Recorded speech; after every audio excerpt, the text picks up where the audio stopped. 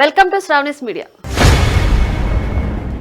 ఇప్పటి వరకు పిల్లలకు అక్షరాభ్యాసం చేయాలంటే తెలంగాణలోని నిర్మల్ జిల్లా బాసరలోని జ్ఞాన సరస్వతి ఆలయంలో చేసేవారు. అటుపై సిద్దిపేట జిల్లాలోని వర్గల్లో ఉన్న శ్రీ విద్యా సరస్వతి ఆలయంలో అక్షరాభ్యాసం చేసేవారు. అయితే ఇప్పుడు ప్రముఖ పుణ్యక్షేత్రమైన తిరుమల సమీపంలోని పేరూరులో కూడా అక్షర గోవిందం పేరుతో కొత్త కార్యక్రమానికి శ్రీకారం చుట్టారు. బాసర ఆలయం తరహాలోనే పైలట్ ప్రాజెక్టుగా వకులమాత ఆలయం వద్ద చిన్నారులకు అక్షరాభ్యాసం కార్యక్రమాన్ని ప్రారంభించనున్నారు. అక్షరాభ్యాసం తర్వాత 7 వస్తువులతో ప్రత్యేక కిట్ పంపిణీ చేస్తారు. అందులో పలక, బలపాల పెట్టె, శ్రీవారి అక్షంతలు, అమ్మవారి కుంకుమ, వినాయకుడు, సరస్వతి, శ్రీ వెంకటేశ్వర స్వామి చిత్రపటం, కంకణాలు, పటిక బెల్లం ప్రసాదం ఉంటాయి.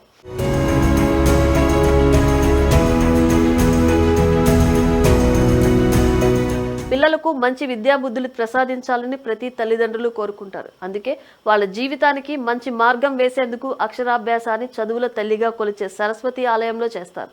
అయితే ఇప్పటి వరకు తెలుగు రాష్ట్రాలైన ఆంధ్రప్రదేశ్, తెలంగాణలో బాసరలోని జ్ఞాన సరస్వతి ఆలయం పిల్లల అక్షరాభ్యాసాలకు చాలా ఫేమస్.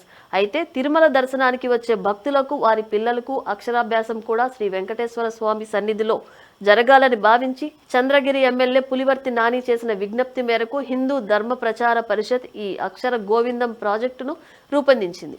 3 నుంచి 5 ఏళ్లలోపు చిన్నారులకు ఇక్కడ అక్షరాభ్యాసం చేయించవచ్చు. పేరూరులో వకులమాత ప్రధాన ఆలయంలో ఇకపై అక్షరాభ్యాసం చేసుకోవచ్చు.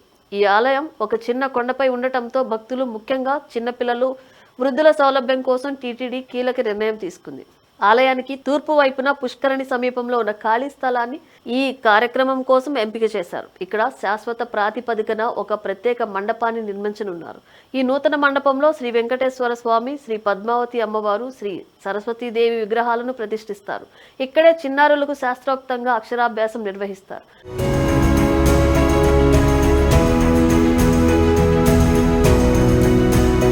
తొలుత ఈ కార్యక్రమాన్ని 300 కిట్లతో పైలట్ ప్రాజెక్టుగా ప్రారంభించనున్నారు. ఈ కిట్లను ఉచితంగా అందించాలా లేక నామమాత్రపు రుసుము వసూలు చేయాలా అనే విషయంపై టీటీడీ త్వరలో స్పష్టత ఇవ్వనుంది. హిందూ ధర్మ ప్రచార పరిషత్ లేదా ఎస్వి విద్యాదాన ట్రస్ట్ ఆధ్వర్యంలో ఈ ప్రాజెక్టును అమలు చేయాలని అధికారులు భావిస్తున్నారు. త్వరలోనే ఈ కార్యక్రమం ప్రారంభం కానుండటంతో భక్తులు హర్షం వ్యక్తం చేస్తున్నారు.